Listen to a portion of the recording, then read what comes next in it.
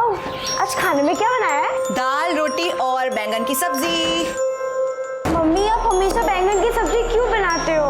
अरे मेरा बच्चा, आज खा ले, कल तू जो बोलेगी वो मैं बना दूंगी। पक्का? हाँ हाँ पक्का। प्रॉमिस? प्रॉमिस। मेरे पसंद की सब्जी। हाँ तुम्हारे पसंद की सब्जी, लेकिन अभी जाओ फटाफट चेंज करो क्योंकि ट्यूशन के बच्चे आने वाले होंगे। ठीक है। रोहित ये क्या है? फिर से होमवर्क पूरा नहीं है तुम्हारा? चलो बैठो और अभी करो। बाकी सबने किया है होमवर्क? Yes madam. दिखाओ। अंश कहाँ है? 2 दिन हो गए, दिख नहीं रहा। कहाँ है? पता नहीं madam. Bye madam. Bye, time से आना। Bye madam. अरे सुजीत, आपने इसका फॉर्म भरा ना जो मैंने बोला था, ऑल इंडिया मैथमेटिक्स ओलंपियाड का? नहीं मैडम, वो नहीं भरा है मैंने। क्यों नहीं भरा? एक्चुअली थोड़ी पैसे की प्रॉब्लम चल रही है इसलिए। अरे पर मैंने आपको बताया ना कि आपका बच्चा कितना होशियार है। प्लीज इसे जाने दीजिए और पैसों की फिक्र बिल्कुल मत कीजिए, मैं इसकी फीस भर दूंगी। आप बस इसका हौसला बढ़ाइए। Thank you madam. चलो जाओ और होमवर्क करना। हाँ टाइम से आना कल। चलो bye ma'am. Bye. Bye. Hello. अपनी नहीं तो कम से कम अपने बच्चों की चिंता कर। कब तक छुपाएगी उसे? बता दे कहाँ है, वरना उसके किए की सजा तुझे और तेरे बच्चों को भुगतनी पड़ेगी। खबरदार जो मेरे बच्चों को हाथ पे लगाया तुमने तो। Hello hello hello. खुशी,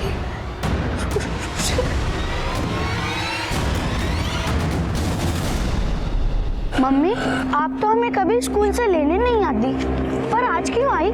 आज के बाद स्कूल से लेने ही नहीं, छोड़ने मैं ही आऊंगी।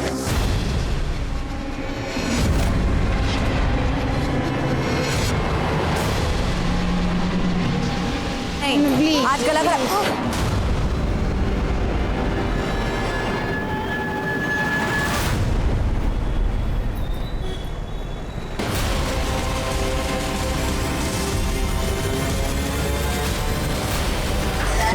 टीम आ गया।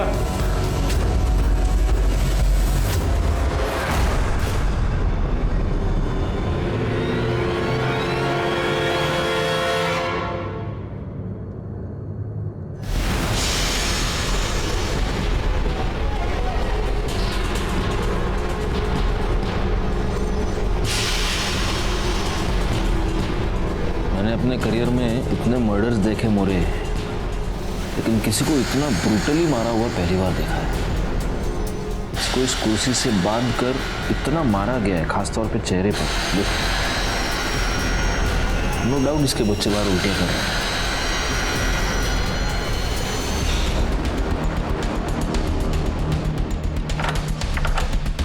सर डोर लैच सब कुछ इंटैक्ट, फोर्स एंट्री का कोई भी निशान नहीं। हो सकता है जिसने भी किया हो उसका कोई पहचान वाला हो। या तो ये औरत या इसके घर में कोई और टीचर है।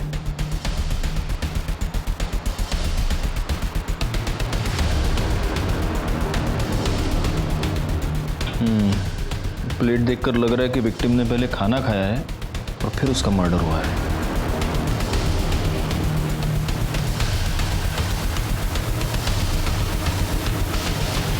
आपके पड़ोस में एक औरत का खून हो गया, आप में से किसी ने कुछ भी नहीं देखा, कुछ भी नहीं सुना?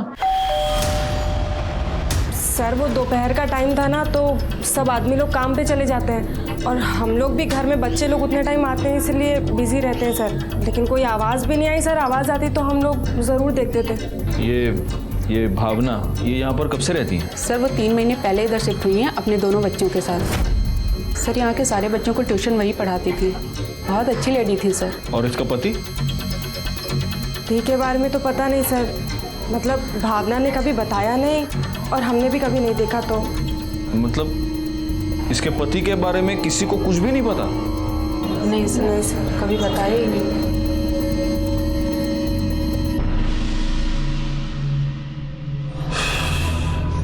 मोरे, जिस तरह से इस भावना को कुर्सी से बांधकर टॉर्चर करके मारा गया है, ऐसे लगता है कि किसी ने उस पर 3rd डिग्री का इस्तेमाल किया। कोई उससे कोई इंफॉर्मेशन निकलवाना चाहता था। एक काम करो, उसकी CDR डिटेल्स निकालो, शायद उसमें कुछ मिल जाए। जी सर। और सर मैंने बिल्डिंग में CCTV कैमरा के लिए पता किया। हाँ तो सर इस बिल्डिंग में CCTV कैमरा तो क्या, वॉचमैन भी नहीं है।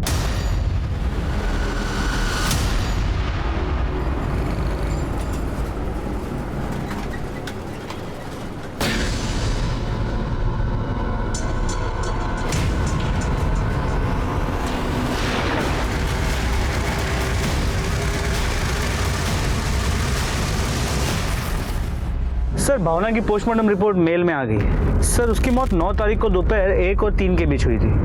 उसके चेहरे पे कई सारे इंजरी मार्क्स और गला दबाने की भी कोशिश की गई, और मरने के पहले ना उसके साथ कोई असल्ट हुआ है ना कोई। घर में चोरी का अटेम्प्ट नहीं हुआ है, सेक्सुअल असॉल्ट नहीं है, अटेम्प्ट नहीं है, तो फिर मर्डर का मोटिव क्या हो सकता है? रिवेंज या फिर कुछ और? उसके बच्चे कैसे?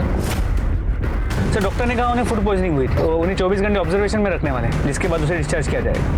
Food poisoning? हाँ बोला। क्या? नौरंग सिनेमा के पास? सर नौरंग सिनेमा के पास शूट आउट हुआ है। क्या? चला गया तिकडे। यहाँ पे गोली चली थी? साहब मैं अपना ऑटो साफ कर रहा था साहब, तो मुझे साहब अचानक से आवाज़ सुनाई दी साहब। शायद वहाँ पे एक बंदा खड़ा था साहब, शायद उसी ने गोली चलाई साहब। और साहब यहाँ पे एक बंदा था, शायद उसी को मारने के लिए गोली चलाई, और उसको गोली नहीं लगी, वो भाग गया साहब। फिर मैंने देखा यहाँ वाला एक बंदा भी भाग गया साहब। फिर मुझे ऐसा लगा साहब मेरे ऑटो में किसी ने पटाखा फोड़ दिया हो। चेक करो, हटो जरा।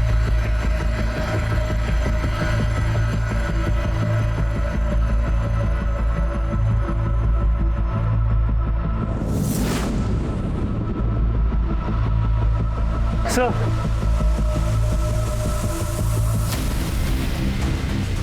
तुमने इस बुलेट को हाथ तो नहीं लगाया? नहीं साहब मैंने इसको हाथ नहीं लगाया, मैं तो अभी अभी देख रहा हूँ इसको। मोरे, देखकर ऐसा लगता नहीं कि ये किसी देसी कट्टे की गोली है, प्रॉपर पिस्टल की लगती है। इसको बैलिस्टिक टेस्टिंग के लिए भेज दो।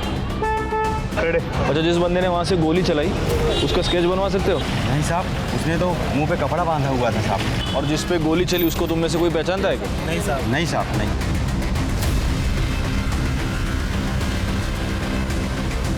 मोरे, उस सीसीटीवी कैमरे का सारा फुटेज चाहिए मुझे। सर ये बच्चा अंश भावना मर्डर केस के बारे में कुछ बताना चाहता है। बताओ क्या? अंकल मैं भावना मैम के पास पहले ट्यूशन पढ़ता था, तो फिर मैं 2 दिन ट्यूशन नहीं गया, तो तीसरे दिन मैम मुझे सड़क पे मिले।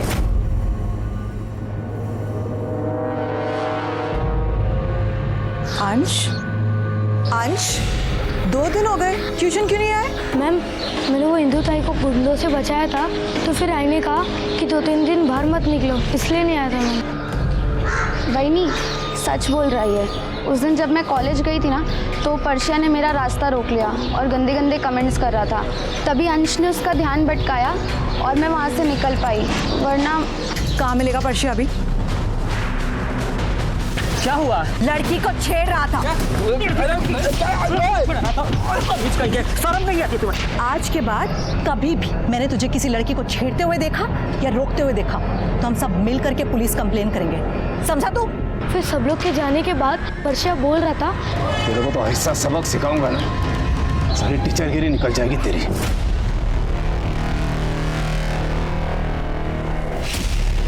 अंश रहते गाँव? लक्ष्मी चौल। करडे याला घरी घेऊन जा, ये अंकल तुमको घर ले जाएंगे। हाँ थैंक यू। चल बैठ। मोरे, इस पर्चा को उठा फौरन। सर ये भावना के फ़ोन पे बार बार पापा नाम से कॉल आ रहा है। हेलो हेलो, आप कौन बोल रहे हैं? पहले आप बताइए आप कौन बोल रहे हैं? हाँ नंबर तो भावना नु छे। हाँ ये नंबर भावना का है। आप उसके पापा हैं क्या? हाँ ऐसा ही समझ लीजिए, मैं उसके father in law Jagdish Ganatra बोल रहा हूँ। और आप? देखिए मैं अंधेरी से सीनियर इंस्पेक्टर राजेश जाधव बोल रहा हूँ। भावना कहाँ है और उसका फ़ोन आप लोगों के पास क्या कर रहा है? Mister Ganatra, I am very sorry to inform you, लेकिन आपकी बहू भावना का मर्डर हो चुका है। व्हाट? मर्डर? ये उसका फोन हमें क्राइम स्पॉट पर मिला। लेकिन कौन? क्यों? ऐसा कैसे हो सकता है? बच्चे कहाँ हैं? बच्चे ठीक हैं, लेकिन आप प्लीज जल्दी से जल्दी अंधेरी पुलिस स्टेशन आ जाइए। मैं अपना नंबर आपको भेजता हूँ।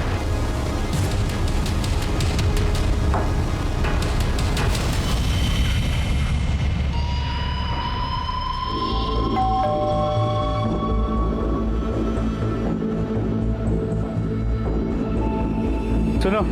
हाँ साहब। ये पर्चा ये रहता है ना? हाँ साहब। कहाँ गया कुछ पता है? नहीं साहब, मुझे कुछ नहीं पता। सुनो, ये ठेला यही लगाते हो? हाँ साहब। ये सामने जो परसा रहता है उसे पहचानते हो? हाँ साहब। कहाँ गया है, कुछ पता है? साहब उसको तो हम कब से देखे नहीं हैं, पता नहीं कहाँ गया वो।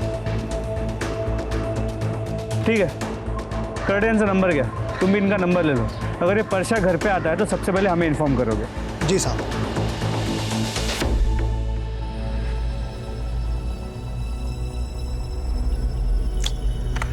मोरे, अब इसने तो गमछे से मुंह ढका है, ये दिख नहीं रहा है, लेकिन जिस पर गोली चली है वो तो साफ दिख रहा है। एक काम करो, ये इतना इमेज क्रॉप कर दो और इसकी इमेज सर्कुलेट करो, हमें पता तो चले ये है कौन जिसके ऊपर इतना बड़ा शूट आउट हो गया और उसने अभी तक रिपोर्ट नहीं किया। सर, ते जगदीश गणात्रा आलेत। बुलाओ उन्हें।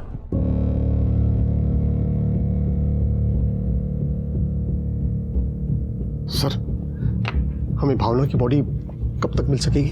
आप बस फॉर्मेलिटीज कंप्लीट कर दीजिए, उसके बाद आप उसकी बॉडी ले जा सकते हैं। आपका आपके बेटे के साथ कोई कांटेक्ट हुआ? उसको बताया आपने उसकी बीवी का मर्डर हो चुका है? नहीं, मैं उसके टच में नहीं हूं। वैसे भी कल्पेश को भावना से क्या लेना देना? पति है वो उसका, आपको लेना देना है और उसको लेना देना नहीं। मेरा बेटा किसी काम का ही नहीं है, वो सिर्फ अपने बारे में ही सोचता है। जिंदगी में उसने दिया ही क्या है भावना को? सिर्फ दुख ना। इसलिए भावना ने जब अलग होने का निर्णय लिया तो उसने पति का सरनेम लगाना भी बंद कर दिया। उसने अपने मायके का सरनेम डेढ़िया लगाना शुरू कर दिया, ताकि कम से कम वो लोग तो उससे दूर रहे जिससे फ्रॉड करके कल्पेश आज घूम रहा है बाहर। किस तरह का फ्रॉड? रातों रात अमीर होने का फ्रॉड, लोगों को बेवकूफ बनाकर इन्वेस्टमेंट के नाम पे पैसे लेना और वापस न करना। आखिर ऐसा हुआ सर कि सुबह शाम घर के दरवाजे पर लेनदार खड़े रहते थे पैसे मांगने के लिए, और कल्पेश उन्हें पैसे लौटाने के बजाय रातों रात भावना और बच्चों को लेकर गायब हो गया। बाद में पता चला कि गोवा में है, तो वसूली वाले वहां भी पहुंच गए। अब ये वहां से भागकर मुंबई चला आया। अब जो पैसे देगा वो चुप तो नहीं बैठेगा ना सर, तो उन्होंने मुंबई का नंबर भी ढूंढ लिया, घर का पता भी। अब सुबह शाम फोन आने लगे, धमकियां मिलने लगी, जिससे बच्चों के ऊपर बहुत खराब असर पड़ा। तो भावना ने तय किया बच्चों को लेकर वो अलग रहेगी, कि कम से कम उन्हें तो अच्छी जिंदगी दे सके। उसने किससे पैसे लिए थे जानते हैं? अरे सर, कल्पेश सिर्फ एक को नहीं कईयों को लूटा है। उसमें से 2 औरतों का नाम तो मुझे आज भी याद है। एक वो राजश्री पंड्या और एक विप्रा सेठ। और ये विप्रा सेठ तो 2 गुंडों के साथ हमारे घर भी पहुंच गई थी। मैंने कहा ना कि वो यहाँ पे नहीं है, और मुझे नहीं पता वो कहाँ पर है। मुझे खबर मिली है कि वो घर पर ही है। तो आपको गलत खबर मिली है, क्योंकि वो घर पे है नहीं। तुम झूठ बोल रही हो। ये राजश्री पंड्या और विप्रा सेठ, ये दोनों वडोदरा की हैं? जी सर। वडोदरा पुलिस से कांटेक्ट करके हमें राजश्री पंड्या और विप्रा सेठ की डिटेल्स निकालनी होंगी। सर, एक आदमी ने बाइक चोरी की कंप्लेंट लिखवाई थी हमारे पास। वहाँ का सीसीटीवी फुटेज मैंने चेक किया। वो सीसीटीवी फुटेज में history sheeter Munna Dubey bike चोरी करते नजर आ रहे हैं।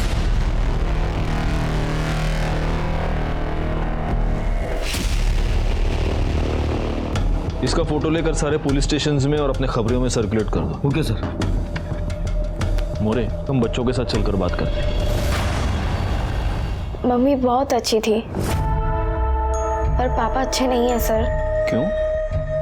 पापा क्यों अच्छे नहीं हैं? क्योंकि वो हमेशा मम्मी से झगड़ा करते थे। एक बात बताओ, तुम लोग मम्मी के साथ शिफ्ट हो गए, तब उसके बाद तुम्हारे पापा तुमसे मिलने के लिए यहाँ पर आए थे? हाँ, 2-3 बार आए थे, पर वो आकर भी मम्मी से झगड़ा ही करते थे।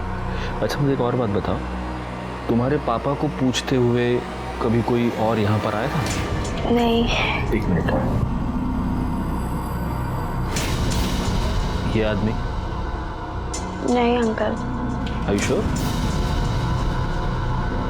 पर एक दिन जब मम्मी हमें स्कूल से लेकर आ रही थी, तब सड़क पर एक आंटी मिली थी। आजकल अगर राजश्री तुम यहाँ? तुझे क्या लगा तू और तेरा पति भाग के यहाँ आ जाओगे तो किसी को पता नहीं चलेगा? देखो, मेरे और मेरे पति का कोई लेना देना नहीं है। तेरा उसके साथ क्या, उसका भी तेरे साथ कोई लेना देना नहीं है। भूल गई? तेरे होते हुए भी वो मेरे पास आया था, प्यार का नाटक करके 20 लाख का चूना लगा के गया। और इस लिस्ट में मैं अकेली लड़की नहीं हूँ और बहुत सारी लड़कियां हैं। बाकियों का तो मुझे पता नहीं, लेकिन मैं उससे बदला लिए बिना उसे नहीं छोड़ने वाली हूँ। ठीक है, अभी हम लोग चलते हैं, तुम अपने दादाजी के साथ अच्छे से रहना।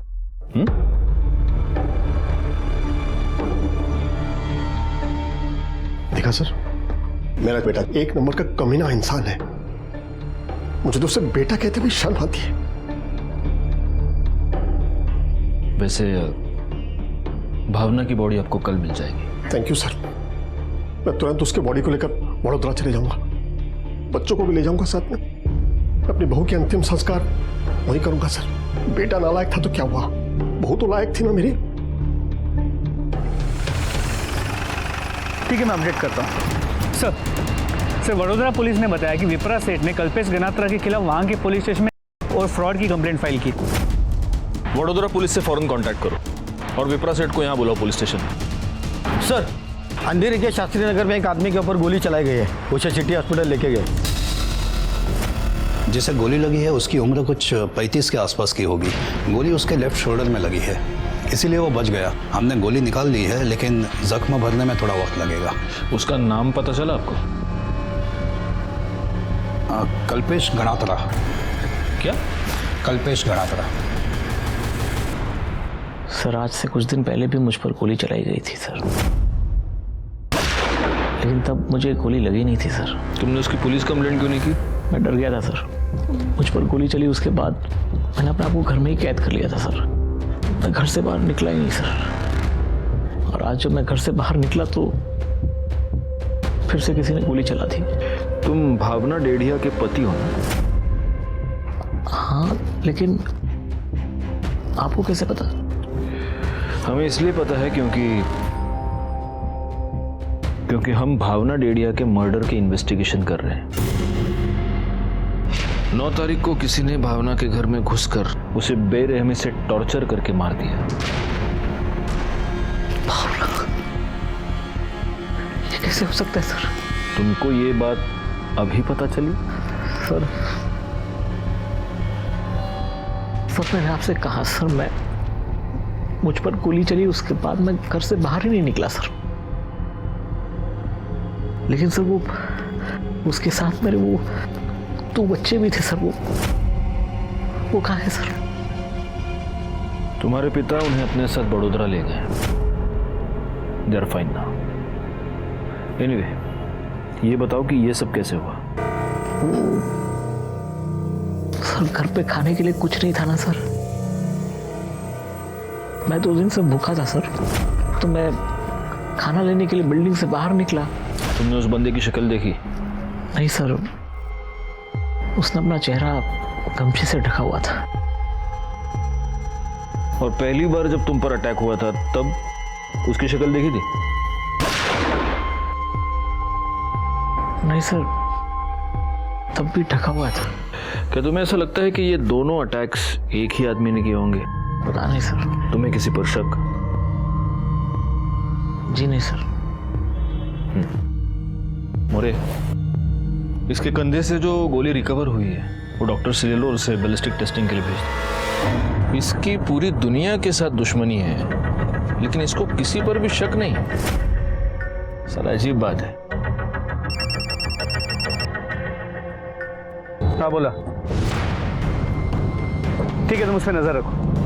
सर, बाइक चोरी केस में जो history sheeter Munna Dubey involve था, उसे बोरीवली के बस स्टॉप पे देखा गया है। चलो। कुड़े और लाल गमछा मोरे करड़े।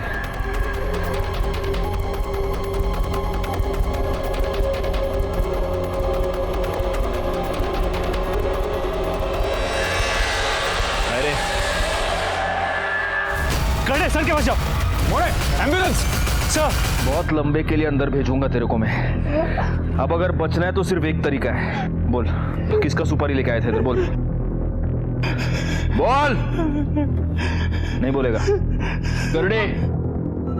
सर, कल्पेश। पानी पानी। कल्पेश गणात्रा की सुपारी दी थी तुम्हें? हाँ? किसने तेरे को सुपारी? बोल। बता दो। वो राशि पांड्या ने सुपारी दी थी, पर सब मैंने नहीं मारा। सब मैं जब उसके घर गया तो उसे मारने के लिए, तो वो घर पे था ही नहीं साहब। मैं नीचे आ गया और उसका इंतजार करने लगा कि जैसे वो आएगा वो उसे टपका दूंगा। लेकिन जैसे मैंने पुलिस की गाड़ी देखी, मैं डर के मारे वहाँ से बाइक उठा के भाग गया साहब। बाद में मुझे पता चला कि उसको किसी ने गोली मार दी, तो मैं सोचा कि काम तो हो ही गया, मुझे यहाँ से निकल जाना चाहिए, बेकार में मैं फंस जाऊंगा साहब। साहब थोड़ा पानी दिला दो पानी ना। हाँ। पुलिस वाले को गोली मारी है तुमने, कर दे गाला मिर्ची। साहब तो राजश्री पंड्या मैडम, तुमने भावना को टॉर्चर किया, उससे कल्पेश का पता निकलवाया और फिर तुमने कल्पेश की सुपारी दे दी। सर, अगर मैंने उसके नाम की सुपारी दी होती तो आज वो जिंदा नहीं होता। मैंने भावना को टॉर्चर नहीं किया, मैंने उससे सिर्फ कल्पेश का एड्रेस मांगा था। मांगा था? तुम्हारी भाषा में इसको मांगना कहते हैं। कल्पेश की सुपारी क्यों दी, बोलो?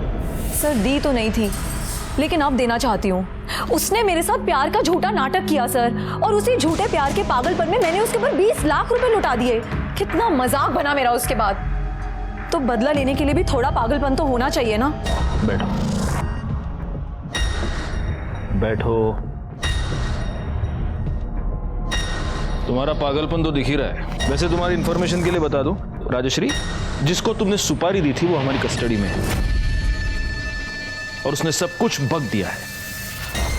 सर, कोई कुछ भी बोलेगा, उससे ये साबित तो नहीं होता ना कि मैंने उसे सुपारी दी है। नहीं, बिल्कुल नहीं होगा, लेकिन तुम्हारे कॉल रिकॉर्ड से ये साबित हो रहा है कि मुंबई के एक हिस्ट्री शीटर से तुम कांटेक्ट में थी। हाँ, लेकिन कांटेक्ट करने का मतलब ये तो नहीं है ना सर कि मैंने उसे सुपारी दी है। ये भी हम साबित करेंगे। पाटिल मैडम, बिठा के रखो इन्हें। चलो उठा। कल्पेश गणात्रा पर जो पहला अटैक हुआ वो स्मिथ एंड वेसन पिस्टल से हुआ था। अगर बैलिस्टिक रिपोर्ट के मुताबिक इस बार भी यही पिस्टल यूज किया गया है, तो हो सकता है कि ये दोनों अटैक्स एक ही आदमी ने किए हो। सर, वडोदरा पुलिस विप्रा शेठ को लेके आई है। कल्पेश ने मुझे सिर्फ फाइनेंशियली ही नहीं, इमोशनली भी चीट किया है। जब मुझे पता चला कि उसने मेरे साथ प्यार का नाटक मेरे पैसों के लिए किया है, तो मैंने उस पर फ्रॉड और के चार्जेस लगाकर उसकी कंप्लेन करा दी, लेकिन वो बचकर भाग गया। मुझे खबर मिली है कि वो घर पर ही है। तो आपको गलत खबर मिली है। तुम झूठ बोल रही हो। वो देखो पीछे वाले कमरे से भाग रहा है। कहाँ जा रहा है? कहाँ भाग रहा है तू?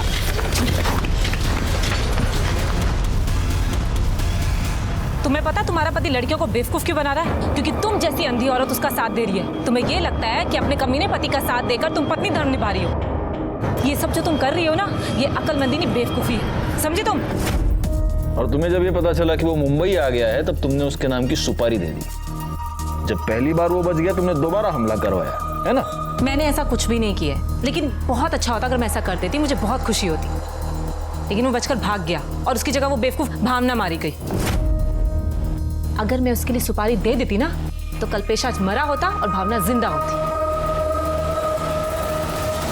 सर, वडोदरा की ये दोनों औरतें तो बहुत ही गुस्से वाली है। मोरे, अगर वाकई इस कल्पेश गणात्रा ने प्यार के नाम पे इनके साथ फ्रॉड किया है, तो उनका गुस्सा होना तो लाजमी है। एक काम करो, इस राजश्री के साथ साथ विप्रा के भी सीडीआर डिटेल्स निकालो। सर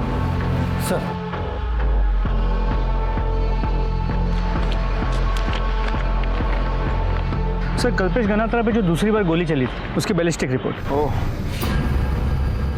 इस बार गाउठी कट्टा यूज हुआ है, यानी दोनों बार दो अलग अलग वेपन से फायर हुआ है। तो मेरी जो थियरी थी, दो अलग अलग लोगों ने अटैक किया है उस पर। लेकिन सर, ये भी तो हो सकता है कि शूटर वही हो, लेकिन इस बार उसने अलग बंदूक का इस्तेमाल किया ताकि वो हमें गुमराह कर सके। हो सकता है। चलो इस कल्पेश गणात्रा से चल के बात करते हैं। तुम पर एक बार नहीं, दो बार अटैक हुआ है, और फिर भी तुम्हारा ये कहना है कि तुम्हें किसी पर शक नहीं। सर, मेरी किसी के साथ कोई दुश्मनी नहीं है सर। नहीं, तुम्हारी किसी एक के साथ दुश्मनी नहीं है, तुम्हारी बहुत लोगों के साथ दुश्मनी है। हमें तुम्हारी कलरफुल हिस्ट्री के बारे में पता चल चुका है। कल्पेश गणात्रा, राजश्री पंड्या, विप्रा सेठ और भी बहुत सारे नाम हैं। देखो, अब हमारा टाइम वेस्ट मत करो और सब सच सच बता दो। मेरा सबसे बड़ा दुश्मन मेरा खुद का बाप है सर, एक नंबर का घटिया इंसान। कहने में शर्म आती है सर, लेकिन कैसे कहूँ, मेरे बाप का मेरी बीवी के साथ अफेयर था। क्या? जी हाँ सर, और उन्हीं की वजह से हमने वडोदरा छोड़ा था। मैंने सोचा कि भावना को उनसे दूर ले जाऊंगा तो शायद मामला ठंडा हो जाएगा, सब कुछ ठीक हो जाएगा, लेकिन नहीं, उन्होंने हमें गोवा में भी ढूंढ लिया। हम गोवा से मुंबई आए तो मुंबई में भी ढूंढ लिया। यहाँ तक कि वो भावना को हर रोज़ फ़ोन करते थे। यहाँ तक कि वो जब मैं और भावना अलग हो गए तो भावना से मिलने घर पे आते थे। सर मुझे तो लगता है कि उन्होंने ही भावना को मारा है, और शायद पता नहीं क्यों मुझे ऐसा लग रहा है कि मुझे भी मार देंगे सर। तुम्हारे पिताजी के पास कोई गन है? जी हाँ, स्मिथ एंड वेसन्स, लाइसेंस भी है उनके पास। सर राजश्री और विप्रा की कॉल रिकॉर्ड चेक की, राजश्री तो क्लीन है, लेकिन विप्रा के कॉल रिकॉर्ड से ये पता चल रहा है कि भावना के मर्डर के एक हफ्ते पहले से वो इस केस के एक सस्पेक्ट के साथ रेगुलर टच में थी। कौन? परशा, जिसने भावना को धमकी दी थी कि वो उसे सबक सिखाएगा। तेरे को तो ऐसा सबक सिखाऊंगा ना, सारी टीचरगिरी निकल जाएगी तेरी। वर्षा, जिसका घर लॉक था वो? जी सर। लेकिन उसका विप्रा के साथ क्या कनेक्शन है? सिर्फ परशा के कॉल रिकॉर्ड्स को मैंने मोबाइल पे मंगवा लिया, एक बार चेक कर लेता हूँ। सर कनेक्शन हो सकता है, क्योंकि परशा की मोबाइल की लोकेशन भावना के मर्डर वाले दिन भावना के घर के आसपास की है। मोरे, ये परशा मुझे किसी भी हालत में चाहिए।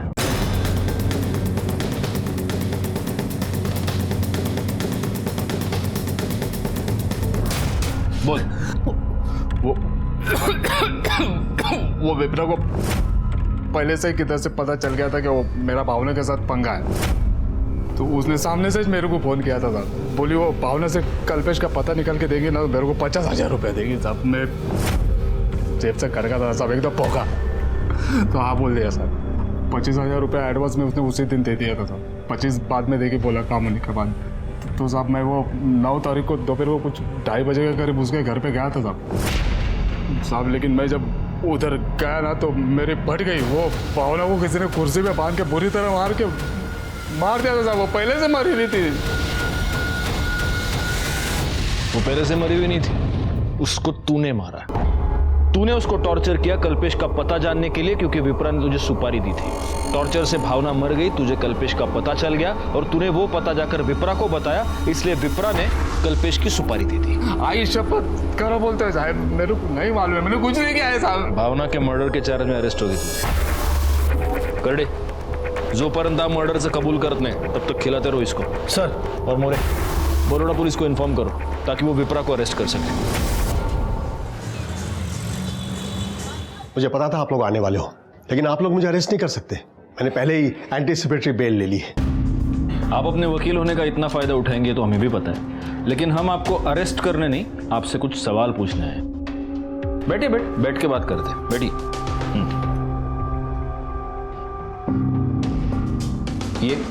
ये मेरा छोटा बेटा चेतन।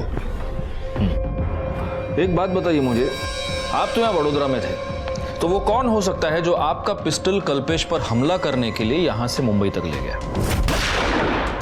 उन्हें खबर न थी। वैसे हमारे घर में तो हम दो ही हैं, मैं और मेरा बेटा चेतन, और ये फाइनल LLB का स्टूडेंट है, और उस दिन ये क्लास में गया था। इतने बड़े घर में कोई नौकर है ना, घनश्याम काका, लेकिन 2 दिन पहले वो गांव चले गए। एक्चुअली उनके बेटे की तबीयत खराब है। कौन सा गाँव है? देखिए, घनश्याम हमारे भरोसे का आदमी है। उसने मेरे दोनों बेटों को गोद में बिठाकर बड़ा किया है। वो भला मेरे बेटे को क्यों गोली मारेगा? मैंने सिर्फ आपको पूछा उसका गांव कौन सा है। Sir, Bishanpur, Kota district, Rajasthan. और इससे उस घनश्याम का नंबर और उसका फोटो ले लो।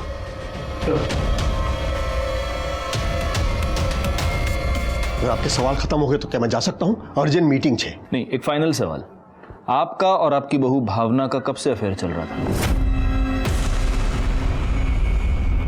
व्हाट? हंसू बकवास है। आप ऐसा सोच भी कैसे सकते हैं? भावना मेरी बेटी जैसी थी। ये मैं नहीं कह रहा हूं, ये आपका बेटा कल्पेश कह रहा है कि आपका उसकी बीवी के साथ, यानी आपकी बहू के साथ अफेयर चल रहा था। मेरे बाप का मेरी बीवी के साथ अफेयर था। ये कल्पेश भी था, वो अपने बाप और बीवी के बारे में इतनी गंदी बात सोचता है, ये मुझे पता ही नहीं था। आप अक्सर उसके घर आते जाते थे, दिन में 3-3 बार उसको फोन करते थे, इसका क्या मतलब था? क्या मतलब है? मतलब वो मेरी बहू थी, मेरे पोता पोती उसके पास थे, तो वो कैसे हैं जानने के लिए मैं उन्हें फोन करता था।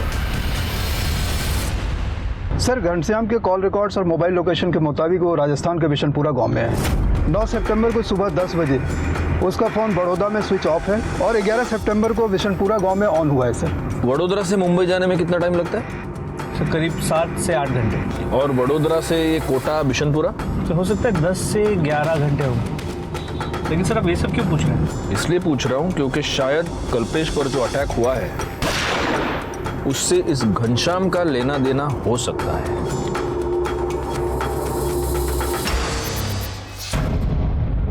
बारह और 13 तारीख को जब आप मुंबई में थे तब एक नंबर पर आप लगातार कॉल कर रहे थे, और जब हमने पता किया तो हमें पता चला कि वो नंबर बैजू ढोलकिया का है, जो मुंबई अंडरवर्ल्ड में सूरती चिकना नाम से जाना जाता है, शार्प शूटर है वो।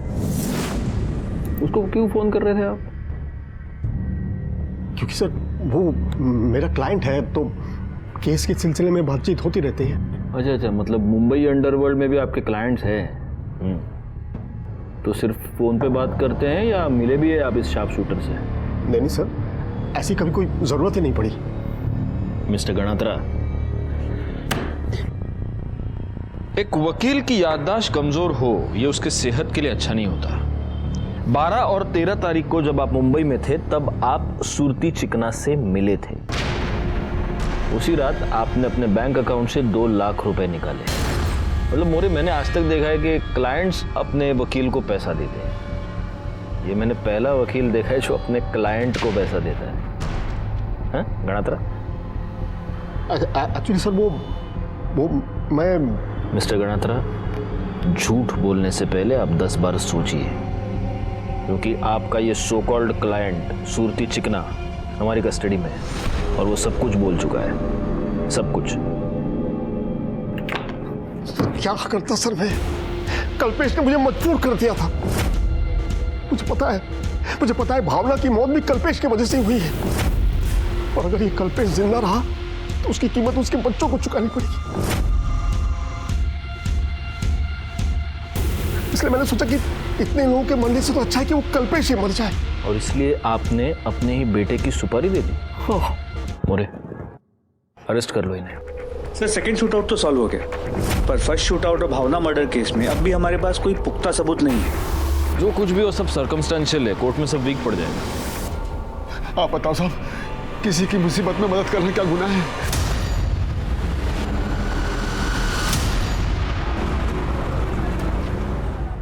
लो मोरे, वड़ा पाव खाओ। नहीं सर, मुझे नहीं। क्यों? सर एक्चुअली पेट खराब है, फूड पॉइजनिंग हो गई। Food poisoning? लगता है तुमको ढोकला फाफड़ा सूट नहीं हुआ। हाँ नहीं सर, ऐसी बात नहीं है, मतलब पता नहीं क्यों। मोरे, एक काम करते हैं, इस कल्पेश गणात्रा पर जो पहला शूट आउट हुआ था उसका सीसीटीवी फुटेज दोबारा चेक करते हैं, निकालो फौरन। सर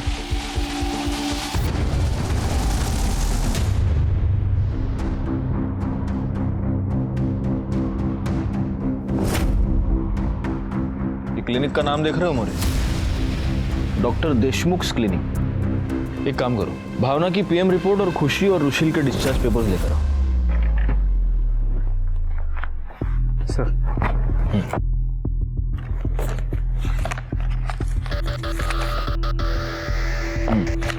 ये देखो, रुशील और खुशी को मशरूम की वजह से फूड पॉइजनिंग हुई थी। मर्डर वाले दिन भावना के घर में मशरूम की सब्जी बनी थी, मैंने किचन में चेक किया था।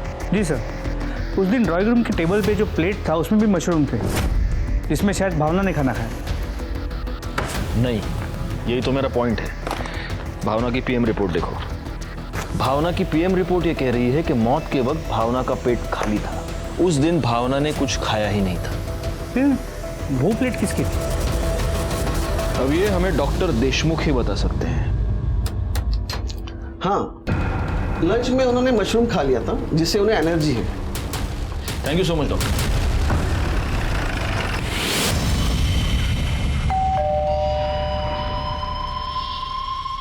जरा दरवाजा खोलो, तुमसे बात करनी है। ये क्या बकवास कर रहे हैं आप? जिसने मर्डर किया उसको पकड़ नहीं पा रहे, इसलिए मुझे फंसा रहे हो।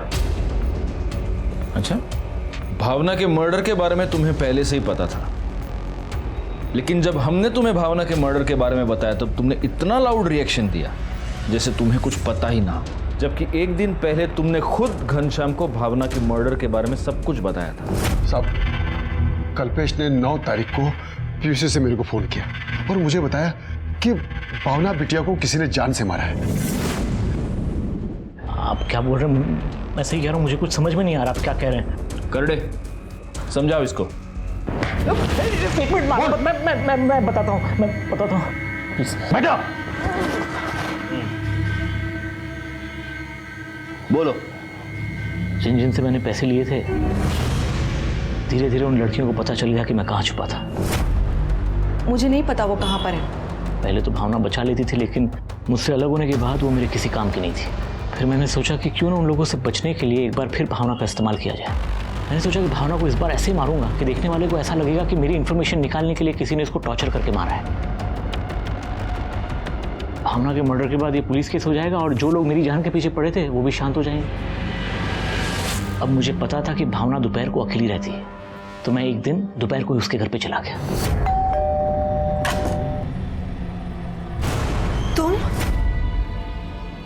देखा मोरे, तुम्हारे फूड पॉइजनिंग ने एक मर्डर केस सॉल्व कर दिया।